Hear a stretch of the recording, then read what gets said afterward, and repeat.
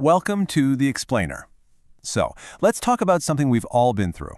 Why is it that our brains seem to have this highlight reel of our most cringeworthy moments? And why, oh why, does it love to play them on a loop when we're least expecting it? I mean, you know the feeling, right? You're just minding your own business, maybe trying to fall asleep or just making coffee, and bam, a random memory just ambushes you. Suddenly you're right back there reliving that awkward comment or that super clumsy moment. And the crazy part is, the feeling is just as intense, just as real as the day it happened. Okay, so here's the wild part. This whole mental replay thing, it's not a flaw in your system. It's not a bug. It's actually a feature. Yeah, you heard that right. It's your brain doing exactly what it was designed to do, all in an effort to keep you safe. So in this explainer, we're going to break down the science behind the cringe. We're going to cover the why, the deep-seated survival instinct behind all this. Then we'll get into the what. What's actually happening in your brain? And finally, the how. We'll give you a practical toolkit you can use to finally take back control. All right, let's dive right in with the why. What is the deep evolutionary reason your brain just loves to cling to these uncomfortable memories? Well, it all goes back to one thing, our fundamental need for survival. Think about it. For our ancient ancestors, social connection wasn't just nice to have. It was literally a matter of life and death. If you were liked, valued, and accepted by your group, that meant protection, food, resources. So it makes sense that our brains evolved to be hyper-aware of anything that might threaten our social standing. And a key player in all of this is a little part of your brain called the amygdala. The best way to think of it is like an emotional highlighter. So when you have a really strong emotional experience, like, say, deep embarrassment or shame, the amygdala just lights up and basically slaps a giant, bright pink sticky note on that memory that says, "Important, do not forget this." And if that wasn't enough, our brains also have something called a negativity bias. It's kind of an evolutionary hangover, really. It just means our minds naturally pay way more attention to negative stuff than positive stuff. And for survival, that makes perfect sense, right? You're much better off remembering the one poisonous berry than the 100 safe ones you ate. Well, the same thing goes for social mistakes. Okay, so that's the why. Now let's get into the what. Let's look at the actual neuroscience of what's going on in your brain when one of those memories just pops up, totally uninvited. So research shows there are basically two different ways we remember things. First, there's voluntary recall. Think of this like deliberately searching for a file in a cabinet. You're in control. But then there's involuntary recall. And that's way more like a spontaneous, super vivid flashback that just hits you out of nowhere.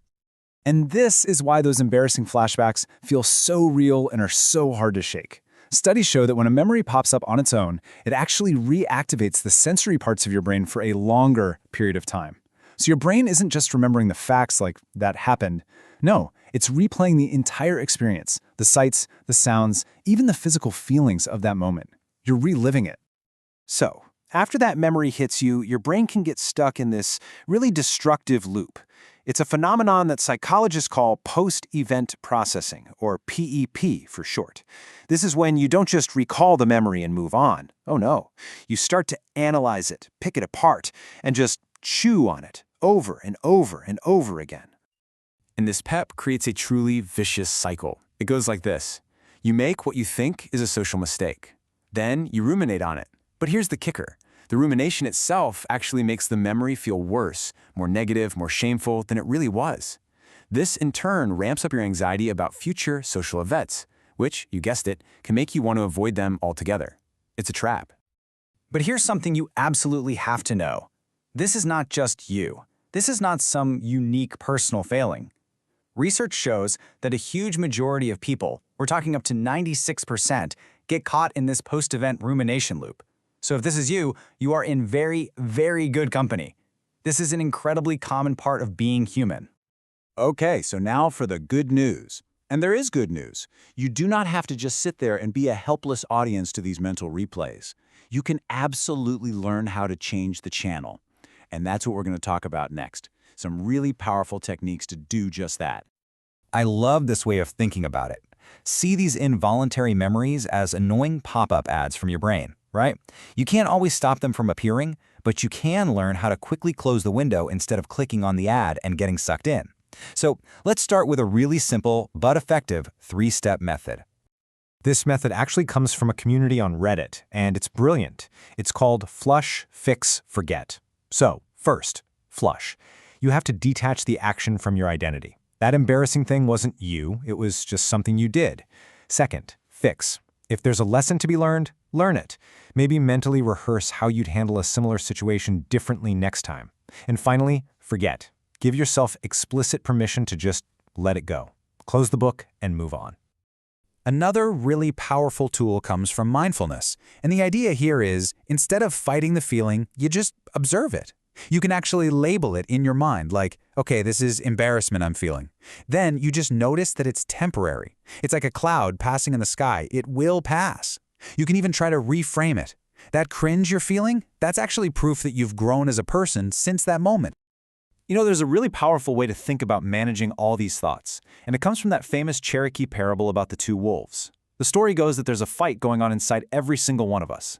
It's a fight between two wolves. One is the negative wolf, that's regret, shame, and self-pity. And the other is the positive wolf, representing things like joy, peace, and self-compassion. And in this story, the grandson asks his elder, which wolf wins the fight? The elder simply replies, the one you feed. And that just hits home, doesn't it? It's a reminder that while we can't always stop that negative wolf from showing up at our door, we absolutely have the power to choose which one gets our attention and our energy.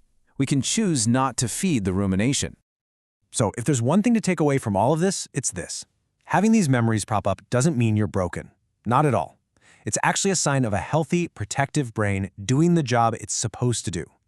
The goal isn't to try and erase the memories. That's just impossible. The real goal is to change your relationship with them, so they just don't have that same power over you anymore. And that really leaves us with a final thought. Empowering yourself isn't about fighting your brain's ancient programming, it's about learning to work with it.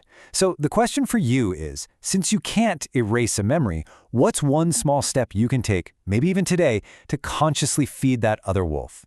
The choice, as always, is yours.